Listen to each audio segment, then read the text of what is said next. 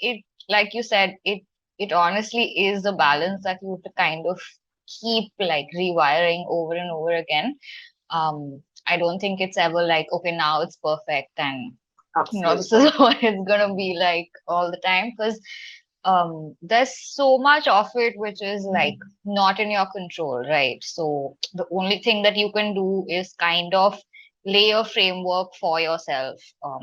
So like for me, like it's not that I would not work on a weekend if something urgent came up, or if I had to, or whatever. If I felt like making something, I wouldn't not make it on a weekend just because it's a Saturday. But it's nice to kind of give yourself like a set of boundaries, because otherwise it can get like a little unhealthy, and it can start taking like a toll on your mental health and the rest of your life and Hmm. all of those things. So So what kind of yeah, I think boundaries do you put in place then for to make sure that you keep your mental health in check? um I think for me it's very important to have a like at least a rough daily routine. Again, even if it's not something that you might not always be able to like stick to it to the T, but I think it's very important to kind of just like have it in place. So for me, something like my morning like coffee and journaling is it's pretty much a non-negotiable. Like unless it's pretty much a I non-negotiable no agree. matter I'm what. a big, yeah, that's Yeah, look forward to that every yeah. morning. Yeah, so and yeah, I mean there are days when things are really chaotic, and a lot of times there are like shoot days where if I've had like a 6 a.m. call time, I've literally woken up like at 4:30 instead of 5, just so I can get in that additional half hour to kind of just clear my mind. So for me, I think the one thing that I've really managed to hold on to, even when a lot of other things kind of slip away, is that. Other than that, I think that a basic exercise and meditation routine is also very, very, very helpful. Um, that one's a bit tricky because I feel like it takes a lot more self-motivation to actually bring yourself to do it. So yeah, in that sense, I feel like as much of a necessity as it is, it's also one of those things that has more of an ebb and flow to it. Um, but yeah, I mean, actually, like apps like Syntropy, for instance, are really great at kind of like helping you do that kind of thing, because it makes something like mindfulness not seem like this, big daunting task that like like you can sit for like 5 minutes, 10 minutes, how much ever time that you can give yourself, and kind of just allow yourself to clear your brain. So yeah, a couple of things like that. I'm a big fan of routine. So Yeah, so I think for important. me that's one of the most like important things. Yeah. That's brilliant. Yeah, I'm the same with. I was talking about this actually the other day to someone, how like the physical exercise. It's we all know it's how good it is for you mentally, obviously physically.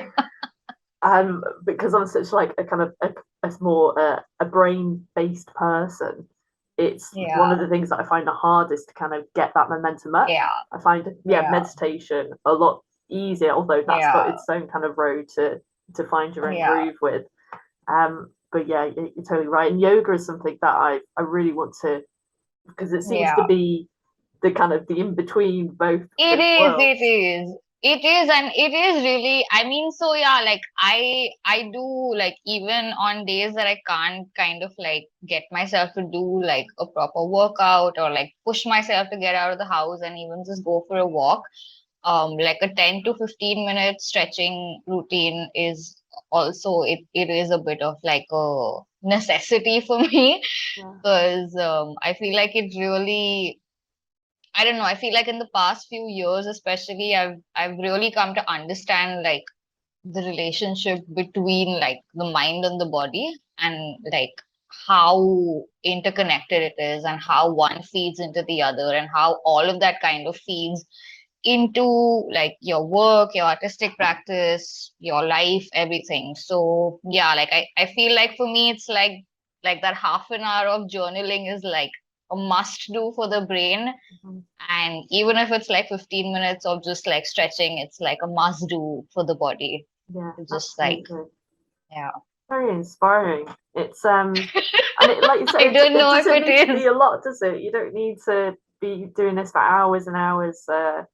And Yeah, I yeah, think that for me, the doing it every day is a consistency lot is more key. important, Yeah. yeah, than because I've also had phases where like I've been like, okay, great, I'm gonna like work out for an hour every day, and then by the fourth day or the fifth day, you're like, I can't do this anymore. Hmm. But like doing it in smaller bits, and I think like building up to it is something that Yeah, yeah, bite-sized pieces. And like you yeah, said, you can't predict what your day's gonna be like. You might not have any a particularly high energy that day. Yeah, and then so yeah, you can't promise yeah, yourself that you're gonna have yeah, that energy reserve to do that. So, correct, and like you correct. said, if you can just do these small moments of stretching, mindfulness, which is like you said, why Syntropy it can be such a great tool for that. Correct, yeah, That's more important long term. for sure, for sure, for sure, Yeah. And so definitely. I'd love to like find out more about your obviously your creative style. So obviously you're a photographer. That's kind of like your thing. And Yeah. storytelling. So can you like yeah, kind of beef that out for me a bit more, kind of flesh it out. Okay, so for me, I feel like I do consider photography as what I would call my primary practice. I feel like my relationship with the camera has, I think, been longer than any other Mm. relationship in my life. And I would even say to a very large extent, the most meaningful. Um, and it I feel like when I kind of started shooting, for me, it was a lot about just like using the medium, using the camera, using it as a tool to just like express yourself. And I feel like over time, unfortunately, many years later, kind of things kind of changed when it went into like, oh, this thing that you do for love is also the thing that you do for money, Hmm. and this thing that you do for self-expression, even more than love. So I feel like that kind of, I had a bit of a phase where I had, I would say, a bit of a falling out with photography as a practice, so to speak. And I kind of felt like for me, a way of getting out of it was exploring different mediums, was kind of just allowing myself to not restrict myself to like just taking an image or just taking a digital image or again, it all started off as like bite-sized, daily practices of just like doing something and trying something and failing at it miserably, and then just trying the same thing over and over Yeah. again till you stop failing at it. Um, and I think that that process kind of made me realize that uh, what was often a lot more important to me than just the aesthetics of an image or of any like visual body of work, visual piece of work, uh, was the underlying story, was what is it trying to tell? What is the person who's made it trying to tell, and how is it different, or is it the same as what a person who's experiencing it? How does it make you feel? What does it make you think? And I feel like for me, that is the most like interesting part about these things as well. Yeah, definitely. Because The also I concept. feel like, yeah, the concept and like at least based on what I've seen over the years is that it's never as linear, so to speak, as just one concept or just one um message or just one meaning, so to speak. And so for me, I feel like it's very important to kind of, uh, at least for me, even when I'm working on something, I feel like it's very important for me to kind of stay with a piece of work for a little bit of time Mm-hmm. and kind of let it like brew almost, and have it go through a bunch of processes, a bunch of iterations, a bunch of like sometimes just a whole lot of time of just not working on it or Mm. just sitting, taking time away from it. But yeah, I feel like for me that the most interesting thing about even uh, a piece of visual art is actually the story that it's telling you. Um, not I'm not saying that there's no merit to the aesthetics of it. That's of course the draw. But I feel like after a point of time, for me to really relate to something, it has to go beyond that. And again, because I guess I used to create and then stopped for a while, but I've started again Oh, good. to create as a way of expressing myself. Mm. um I think it's very important to me that there is a story being told, and it's also very important to me that there's a sense of authenticity to the story that's being told, that there Mm-hmm. is a sense of I don't know, trueness to it. Mm. um From the heart. so Yeah. yeah, pretty much. And that's what all true art is when you're expressing, um, which can be really scary because it's vulnerability, isn't it? Ultimately, when you're coming It from that place, really and yeah, it's a it whole really is. process. No, it yeah, like I was just having this conversation with a friend the other day about like I feel like in that sense, like the whole COVID pandemic situation was very good.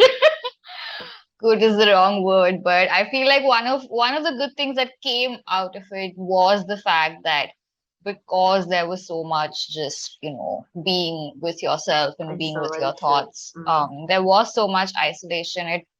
It kind of does it kind of does push you to in a lot of ways do things that you haven't done before. Mm. And for me, that period kind of led to me putting together my first book. Oh, And yeah, and for me, that like at that point of time, it was one of the most personal like bodies of work that I had ever really put out there, and it was terrifying. It was well done. absolutely and completely terrifying. But yeah, I also feel like in a way it was necessary.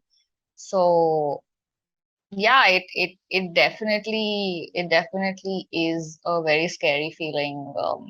Sometimes I think to create anything and put it out there in the world, because there is a very strong sense of like vulnerability that Mm. Mm. that comes with it. Yeah, yeah. There's one of my favorite quotes actually is it's Brené Brown. She said, "The most accurate measure of courage we have is vulnerability." Um, Yeah, and courage is like with heart, cur. That's the yeah, etymology where it comes from. So it's all linked there together.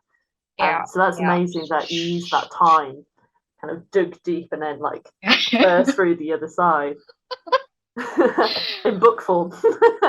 Yeah, in book form. And no, I mean, even that, to be honest, like before I could actually, I guess, in a way, reach that point, I think I spent the first month just like making random stop motion videos with like dolls in my house.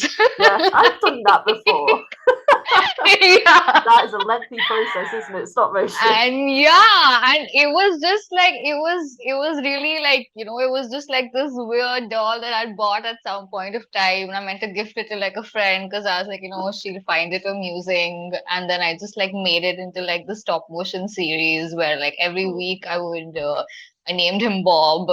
And I was like Adventures of Bob. And every week Bob was doing something strange in isolation. So yeah, that's I think another thing actually about like art or I guess just being able to express yourself is that like there's a strong element of play to it, I was which is just very thinking this important. as you were Yeah, saying it, and I think you've which cracked is a yeah, really good process there because we've it's discussed part of the process being vulnerable and the yeah. self-expression, but then whilst you're learning, like being playful is You have to have fun with important it. because Like you otherwise have to. you'll get defeated too Correct, easily. correct. Yeah.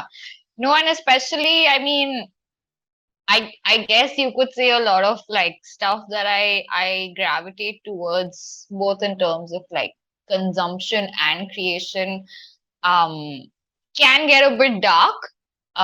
So I feel like it's it's even more important to just find little ways to remember that uh there is joy in the world.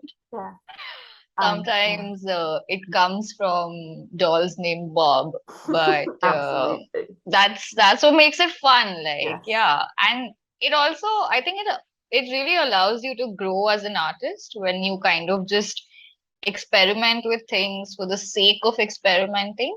Like, there's absolutely. that sense of like curiosity that I think the older we grow, the more we kind of push it down. But it's I think it's a great thing to have. Yeah, I agree.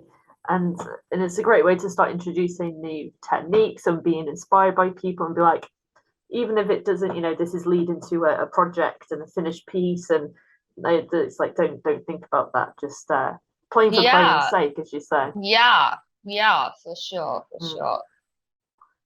that's I amazing. mean, yeah, like I think that, yeah, even the thing that you just said about like the ability, I think, to work on something without there being like a specific end goal or Mm, without there being like a very, um, like a constraint to it or a deadline to it. It's also very interesting and it's also very freeing because it kind of just allows you to like again the stuff with Syntropy, for instance, like just the way that I went about creating it. It stems from a lot of things that kind of just started off as experiments, and like I said, it's like you do something, you're like, damn, this doesn't look like what I wanted to look in my head, and then you wake up again and you do something else and you do something else, and as much as you're looking for that perfect end result, the process can also result in itself in a lot of very interesting things. So yeah. yeah, I think it's very important to just do things without like without having any expectation. So Yeah, I totally agree. And the piece Miranda is it's so cool, and I love the thank you. combination of the images and the music. It's like this, yeah. Part of the process I enjoy the most is kind of seeing these two finished works come Yeah, together, and they then yeah. change each other's identity, but it's like they just like marry up, and then They it's like, fit. Yeah, oh, yeah. They do. Yeah, and it's really like because that's what like I feel like I've worked a lot with musicians, but like that process for me again because I like to create stuff that is very story driven. That process, will usually start with like a conversation about what it is that we want to create, and then it'll lead to a lot more conversations. There'll be back and forth of ideas, of concepts, of like directions that we want to take. So there's usually quite a bit of like pre-production almost, I would mm, say. mm, Whereas with this, it kind of it was like just jumping right into it with a complete stranger for that matter. yeah, So I feel like I actually really enjoyed that, because again, it's and it's one of those things, right? It's like what does one person living across the world from another person like have in common? And a lot of times the answer is art. Like that's what they yes, have in that's what that's they have in it. common. So Yeah. So yeah, like I really like the idea of just like pairing people up as well. Mm, I feel like there's a lot of interesting things that can come out of it. And absolutely. I mean, yeah, It's for me, it's yeah, one of the most interesting things. So the process, a 10-second often sample gets sent, and then intuitively I put people together. Don't look at their social media or where they're from or nothing. interesting, And interesting. then Yeah, and I'm like, okay, you two. And then once I get to know your art and their art and how it then comes correct, together, that is just where the correct. magic happens. Because Yeah, yeah, both of you have got such a strong storytelling element to, well, Alex makes music for games, so she's yeah, extremely yeah. narrative and this Correct, thing that kind correct. of Yeah, yeah, explores as it going, and it's the same, but like I didn't know that correct. Yeah. beforehand, and now I do, and it's like so much fun. Yeah, no, even when she sent me the track, like so it was funny because some of the imagery that I've actually used in the piece is they're like satellite images of Oh, yeah. cool. So it's kind of like I've kind of incorporated like botanicals, like really like macro shots of Yeah, botanicals with like this kind of like really weird alien like photos of Mars, and they kind of come together and they're like two completely like extreme things because one is like a super macro I view, was so to gonna say speak, and one is micro a and macro super, at yeah, the same yeah. time. So and uh, and it's also like it's like the piece in general, it's been with me for a while and it's always like kind of made me it I don't know, it's always had a bit of like an almost like an extraterrestrial Mm, feel to it. yeah, And for me, when I heard the track, that was something that kind of jumped at me as well. Like I felt like it had a very like um you know planetary otherworldly. exploration, yeah, So, yeah, kind of that's it. a kind of a feel to it, yeah. So I was like, this is great. It Like fits. It it already works. fits, Yeah, yeah, really beautifully. that's so So cool. yeah, it was really, and yeah, again, it's that thing of it's pretty cool that someone can make something that's coming out of something in their head, and another person who has never interacted with this person can make something else which is coming out of their head, and they just fit like together. Yeah, And I guess there's a sense of beauty to it, I guess. absolutely, absolutely. Oh, that makes me so happy to hear. Thank you so much No problem. for your time, not just today, but yeah, kind of the work that you've done thus far, and I hope we have a chance to work again in the Yes, for future. sure. Yes. Amazing. Well, I Thank you shall, very much. yeah, I will let you get on with your day. And yeah, thank Cool. you. Thank you. Okay. I'll speak to you soon, Yes. Parizad. Okay, bye. Take care. Bye. You too. Bye.